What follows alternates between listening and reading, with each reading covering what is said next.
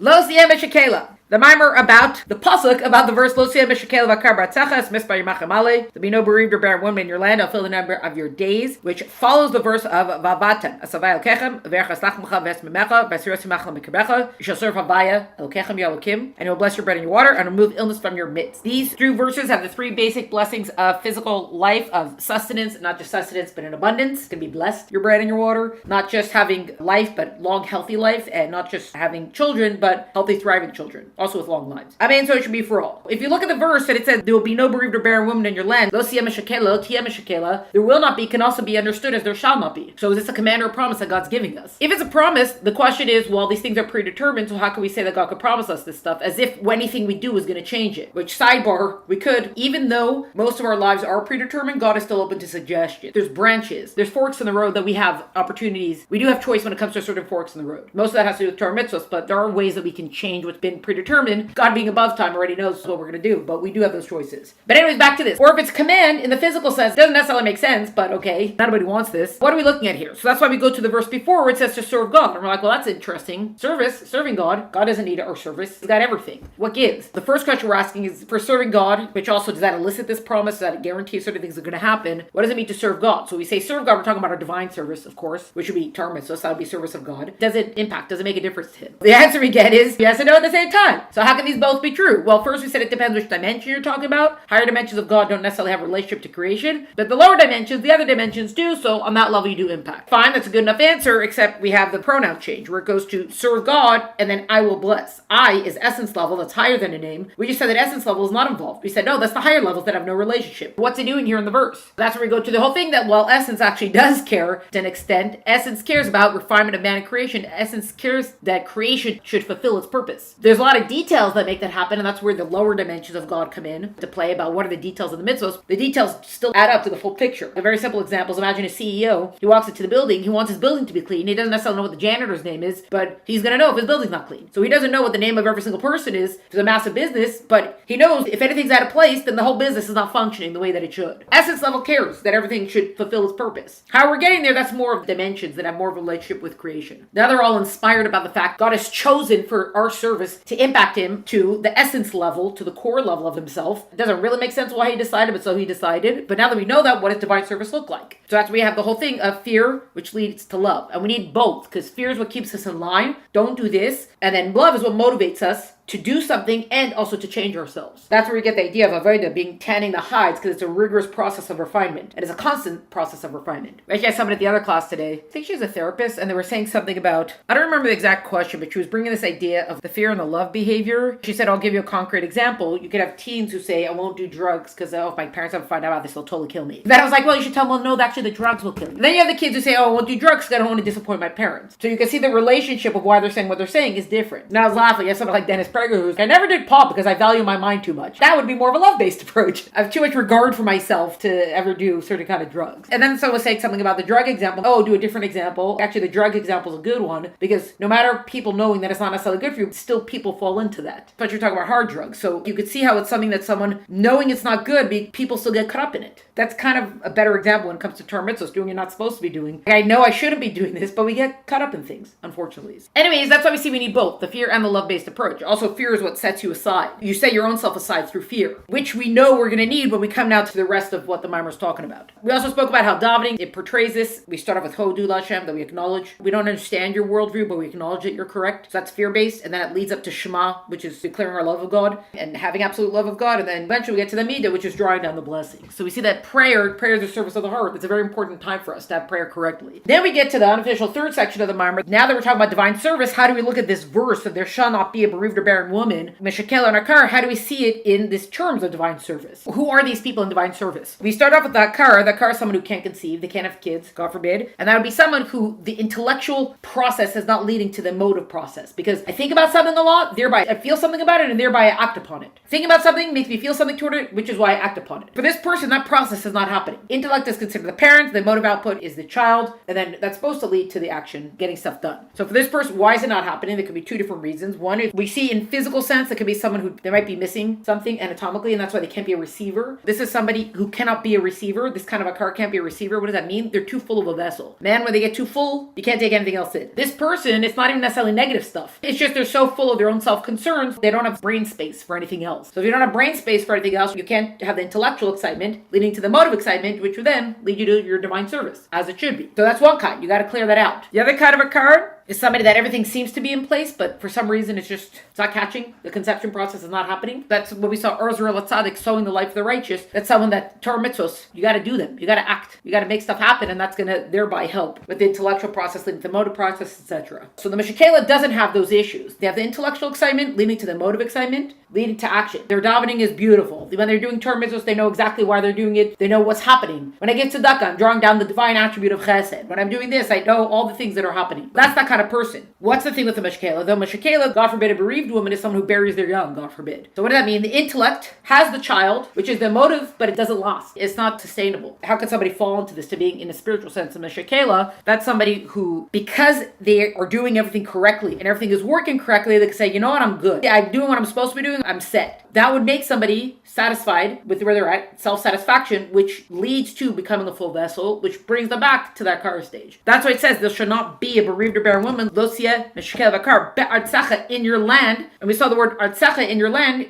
saw how it connects to the word of ratzon, which is desire, as in these kinds of states of being should not be within you, basically. Your desire, your own will should not be absent the state of the intellect leading to the motive state, etc. It should not be filled up with self-satisfaction or self-concerns. And that's how you as a command don't fall into these two spiritual categories. After that, we looked at the second part of this verse, which is really the verse that the Maamar is based on. And it says, Es mispar yimachem ale, I will fill the number of your days. So we had already focused on the first verse that had the pronoun change, where all of a sudden I is entering in. But here we have it again that I is coming in. So what is this that I will fill the number of your days? So first we had, how do you prevent yourself from becoming a Mishakeila? How do you prevent yourself from becoming satisfied, the self-satisfaction? First you have to remember, you have a certain amount of days on earth. You only have a certain amount of time to get stuff done. How do you prevent yourself from just kicking up your feet? You're alive, there's something you got to be doing right now. We can't ever say that's a way of preventing self-satisfaction, of saying, okay, I'm great wherever I am right now. That's one thing. We saw the example of Rabbi Menachem Mendel Shneersohn when he's on his deathbed. His students come to him and he starts crying. Why are you crying? And he says, I don't know which way I'm going. Am I going to my reward? Am I going to Gehenna? How do you not know? And we saw descriptions, different examples from different parts of the Gemara where it lauds Rabbi Menachem Mendel Shneersohn for what a great man he was. He did not waste any time. He was meticulous in all aspects of mitzvahs. So how could he not know? That's where the Rebbe brings the idea of being pressed, pressured, and overwhelmed. Urgency. You have such urgency over the fact that we are here, we must do stuff. Like we said, this is an action-oriented Maamar. Remember the Purim Maamar? That was all about Torah study. But here we're looking at action. You have to have that urgency of, we cannot waste the time that we have. God allotted a very specific amount of time to us. That time is very particular to each one of us, to what we need to do. Can't be negligent with the time. That doesn't mean you're not allowed to eat. The point is that when you're eating, what is the purpose of my eating right now? What is the purpose of all this? It's a mental reorientation that we have to go through to say, yes, there are things of the world that I must be doing, but what is the ultimate purpose for why I'm doing this? We have to make sure it connects back to what our divine service is all about, or else what are you doing here? Why are you doing this? That was one part of saying that. The second part of it that we said, mispar yamecha. Mispar, we took that word and we related it to the word of sapir, like an Evan sapir, which is a sapphire, and connecting it to the word of radiance. So we say, when essence level is coming to say, I will fill the number of your days. When your divine service is as it should be, and I see that you are trying and working to not be in a car, not be a Mishakeila, and I see that you are pressed, pressured, and overwhelmed to fulfill your divine mission, then any days where there's something that might be lacking, God says, I'm going to fill them out for you. And not just that, these days are going to be shining, radiant days. I'll make sure that your days, the days that you have spent here, will be radiant, like a sapphire. Now, moving on. So now we go back to the verse where we see, so that's the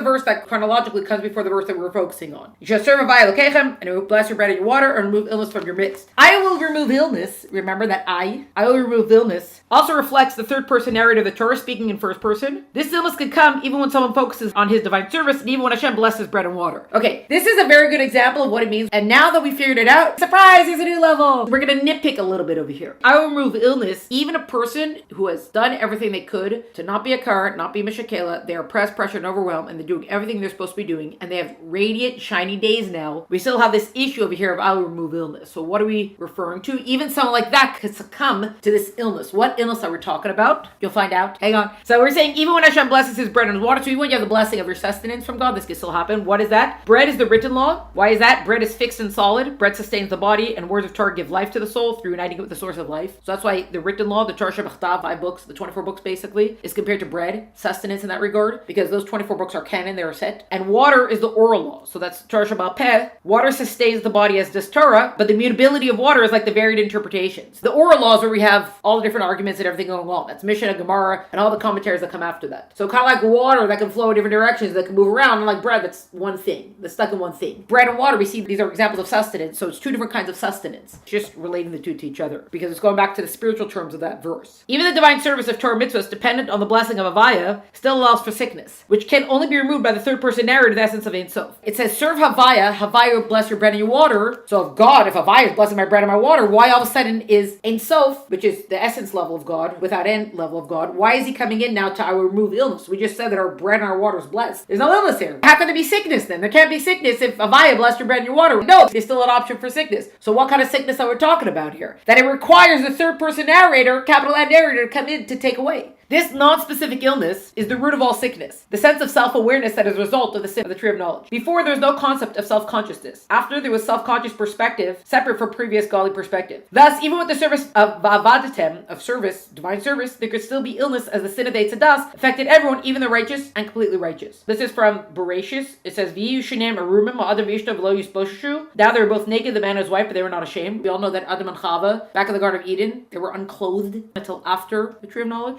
Isha kitov etz machal v'chisava ku le'nayim v'nechmar etz lahaskel v'tikach mepirya v'tocha v'titin gam isha ima v'yochal. And the woman saw that the tree was good for food and that it was a delight to the eyes, and the tree was desirable to make one wise. So she took of its fruit and she ate, and she gave also to her husband with her, and he ate. If you look at the language that's being used, it's talking about things that are good and desirable. That's introducing now perspective. When Adam and Eve, Adam and Chava, were first created, the fact that they're walking around without any clothes on is because what do they have to be ashamed of? Every single part of their body they recognize, I guess you could say, the through line about everything can be used in service of God. So if you're talking about you have to cover up certain parts of you, but for them, why? The same way God gave us a mitzvah with a hand and a foot, God gave us a mitzvah with all parts of our body. I don't have to cover up any part of my body that's going to be in service to God. After the tree of knowledge, we have the words of good and desire, etc. That's when everything changes. All of a sudden they realize that they weren't wearing any clothes because the tree of knowledge changed that. That now you have a self-conscious awareness. And part of what that is, it's actually spoken about in the Basi Lagani Maamar, the Friedrich Rebbe's last Maamar, the Rebbe's first Maamar. When we talk about desire and shame and that kind of stuff, where does that all come in? Is that shame comes in when desire is self-serving. Because we know that even if you're doing something that could be good, but when it's coming from a selfish place, that's where shame gets introduced into something. Here, what is the problem that happened? They all could have been prancing around naked and nobody would have blinked twice about it. But eating from the tree of knowledge brought in this idea of self-consciousness, self-awareness of themselves. I think we've kind of used the example before. If you're laughing, but if you become self-conscious of it, you're all of a sudden like, I have such a weird laugh. That stops everything. Self-awareness changes everything. So that's what changed. And where is that coming from? Again, you can see this word of desire and things like that is coming in. What is this illness that we're talking about that anybody, even the completely righteous, could suffer from it per se, that they could even be struck with it, is the fact that there is no escaping the awareness of self that is basically taken over ever since the sin of the tree of knowledge. The tree of knowledge of good and evil.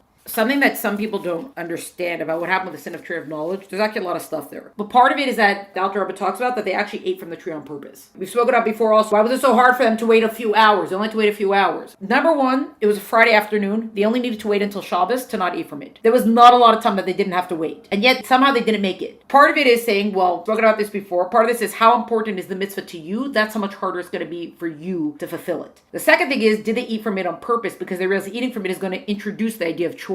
Before that, everything was so obvious. Here is God in the garden. We see it. There was no mix-up. Everything was black and white. What the tree of knowledge did is that it mixed up black and white. It mixed up good and evil. They thought they could handle it in the sense that we'll still be able to distinguish. But no. It created a massive gray zone. Not a gray zone. It made everything murky. The repercussions of that is that black and white is now all gray. Life is difficult in the gray zone. We would have been forever. Gan Eden forever.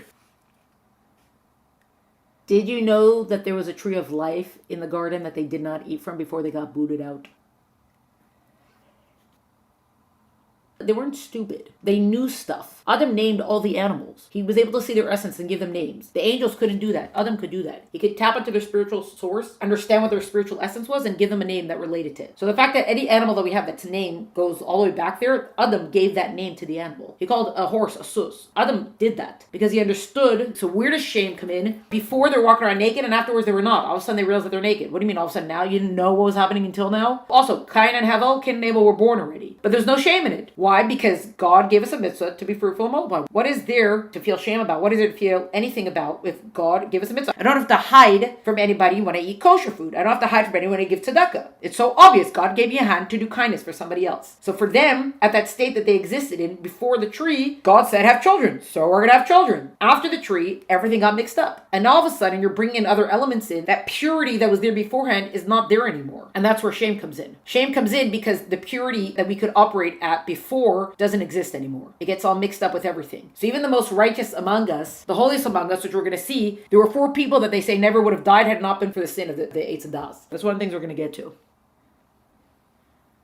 No, but now they're conscious of things. Think about how if you sit down to eat lunch, you're not embarrassed. But if you sit down to stuff your face, you are a little bit embarrassed. Oh, I'm sorry, I'm stuffing my face, but I'm so hungry. All of a sudden you have to explain it to people. Why? We need food to survive. Why should you have to apologize for eating food? Because at that level, you're not eating food to survive. You're kind of eating to indulge yourself. When your plate is a towering plate of food, all of a sudden you have to start explaining about why you need more calories today. Whatever the reason is, because you recognize that there's something indulgent about it. Why? It's a self-serving thing that's happening now. To use the word shame for it, because now it's a self-consciousness. It's a self-awareness that's been introduced. At the Adam and Chava level, that was all the way to the extreme of the sense of walking around naked without any clothes on. Because what do they have to be embarrassed about? This is my body that God gave me, and I have a mitzvah that relates to every single part of my body. So why should I have to cover every part of my body? Because they were so wholly in tune with the divine mandate. Why should I be ashamed? This is what people do. Then, after eating from the Eitz Hadas, all of a sudden it changes. There's a self-awareness that comes in. All of a sudden things like desire get factored in. So now it's not a purity, it's not a wholeness of being in tune to the divine mandate anymore, because now we've murkied the waters up a little bit. So even the most righteous among us who are wholly given over to God can still have a sense of self. It's a pure sense of self, but they can still have a sense of self. The whole idea of having a sense of self happens after the eating from the tree, because that's where murkiness comes in. So the fact that you have a sense of self means that you are not 1000% wholly in line. I am just a vessel, a functioning to extend the divine mandate into the world. You're an I all of a sudden. Even if you're a totally holy I, but you're an I. So that's something that anybody could get afflicted with. Even when God blesses your bread and your water, anybody could suffer from that, because that's what the tree did. One second. Reproducing is non-animalistic quality. God create man, he says, be fruitful and multiply. That is our first mitzvah that God gives to human beings. Be fruitful and multiply and populate the earth. That's why people on the stupid population control things, it's so antithetical, it's so anti-Torah mitzvahs, because the first thing God says is be fruitful and multiply. But you can't grow when you have a one-child policy. 2 people having 1 kid means a shrinking population, not a growing population. That's what America is being faced with. That's what Spain and Italy are going through right now. They have a shrinking population. Japan has a shrinking population. Because if 2 people have 1 kid, you're not at replacement rate. You have to have at least 3 or 4 kids if you want to be above replacement rate. And America has dropped down. We're starting to get under replacement rate. Everything breaks down when you don't have people to replace everybody else. Anyways, going back. It's not animalistic. That's the first mitzvah that God gave us, to be fruitful and multiply. Now, the difference is intimacy is private. Why? Where's that coming from? We have this whole sense of this is not for the public. Just because everybody does stuff, especially when they put stuff in books. So everybody does it. Yeah, well, you know what somebody else does? Everybody eats food, but I don't want to see you chewing with your mouth open, okay? I don't want to see your digestive process. Everybody does it. Everybody goes to the bathroom, but don't do it in the street. I don't want to see it. So the idea of saying, why do I have to lock myself in a bedroom somewhere? The same that God says, give tzedakah, I give tzedakah. God says, eat kosher, eat kosher. For them, everything was on that same plane. We don't understand it. Intimate and private is not shameful. Again, that's not the same though as when you tell somebody to go get a room somewhere. It's not because necessarily what they're doing is necessarily shameful. Don't do it in public is our new standard of things. It was not animalistic. It was just doing a mitzvah. God told us, have kids, we are having kids. That is the first mitzvah that God gave to man. Now, if you could say, why did this mitzvah of all the mitzvahs get this kind of affiliation to it? So for number one, like we said, it's possible that outside worldviews came to muddle with the way that we see things. You should see the way the Gemara talks about this sometimes. It is very open. I'll give you a different example. Think about people who study cadavers. They think it's naked and they're just looking at it. And hello, a little awareness? No, they're just doing medicine. So for the rabbis of Gemara, they're just looking at the blueprint. Same thing, we're just doing medicine. We're just looking at the blueprint. When we understand what a massive change the tree of knowledge did, eating from the tree of knowledge did. Now, the other thing is why you say this one begot so much shame attached to it. Think about it. For the most part, from everything, what has the most desire attached to it? Other mitzvahs don't have the same level of desire unless there's somebody who's at extreme levels of overeating. Over levels of indulgence, you're 400 pounds, stop eating. We're talking about somebody who got there because they ate like that. Eat just to indulge. That's shameful also. Most people, even when we stuff our faces, we don't do it at that level. From everything that's attached to a mitzvah, that the feeling of it has been the most perverted, or has the most perversion attached to it, which I'm saying in the sense of that it's just done literally as a desire, not for a more holy purpose. Adultery, or like all this kind of stuff. That's all of that is all attached to it. And everybody agrees that this is bad. Don't do adultery. Don't go to orgies. What are you doing? That's why it's also so insulting when they talk about certain things. No, we can't ask people to control themselves. What is wrong with you? We can ask people to control themselves. Yes, you're treating other people like animals when you say you can't stop. We need to stop. Well, when we call it animalistic, we mean uncontrolled indulgence, because animals just act out what is the moral equivalency? But another thing you have to realize also is that we have the idea of where you see God's humility, that's where you also see his greatness. The whole world is created with a balance. We've learned that before, zel umazeh. So the same way that our godly soul has certain divine powers, your animal soul has the same soul powers. They have to be counterparts to each other. So if you think about this particular mitzvah, the mitzvah of having children is the closest the man comes to being a creator is in having children. That is the highest level, in a way. Someone saves a life, that's obviously, so we're not talking about the only one. There's many mitzvahs that people can do that are considered exemplary, but in this particular regard, just to sidetrack a little bit, someone for whatever reason doesn't have kids, but there's still ways to support the community. You have, for example, where it talks about these are the descendants of Moshe and Aaron, then it only lists Aaron's sons. Why do you list Moshe's kids? Moshe taught them Torah, so he's considered a father figure to them. So there's still ways that even someone who doesn't have kids can still be part of this mitzvah in their support of other people who fulfill the mitzvah. So before we're going to go on this too much, let's just understand that. It doesn't mean everybody has to become a teacher, but there are ways to support people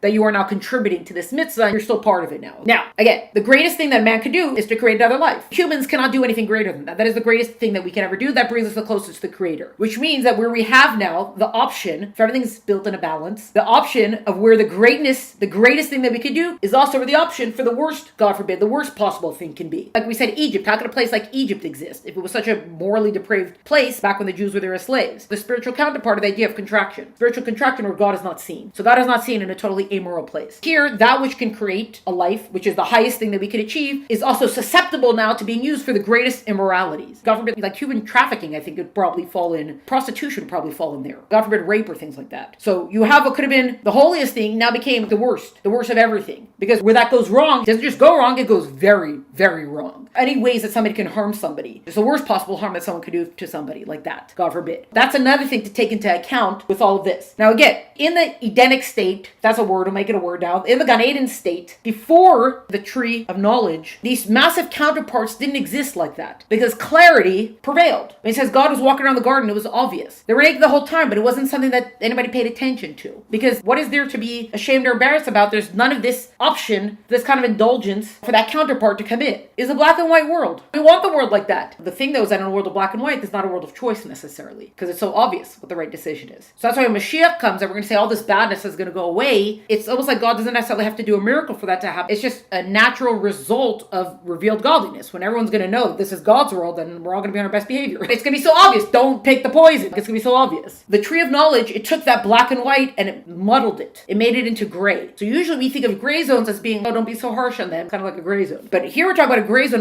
We're talking about a moral grayness that appears now where it's not so obvious anymore. So when it's not so obvious anymore, the black and white is not so obvious anymore. Part of what gets mushed up in all this is you don't have that purity of doing the mitzvah just because it's a natural extension of what God has commanded. Now all of a sudden you have the option of doing mitzvahs for selfish reasons. And when you're doing stuff for selfish reasons, you may not even be doing it because it's mitzvah, you're just doing it because you're selfish. That's where things like shame and things like that could come in. Ultimately, it's an idea of self-awareness. Again, you don't have to have self-awareness because you ate a sandwich because it's lunchtime and you ate a sandwich. You only have the self-awareness when all of a sudden you're like indulging yourself because now you've taken it to a whole nother level. Now you're realizing that I'm not just eating because I have to be alive and healthy. I'm eating because I want the food. It's a totally different thing. So that can happen with all the mitzvahs across the board. And that can happen with any mitzvah. But here we're talking about a mitzvah that's one of the holiest. So the option, the counterbalance of it can become, God forbid, one of the worst. So that's why everything shifted now from that. We'll find out more about this next time.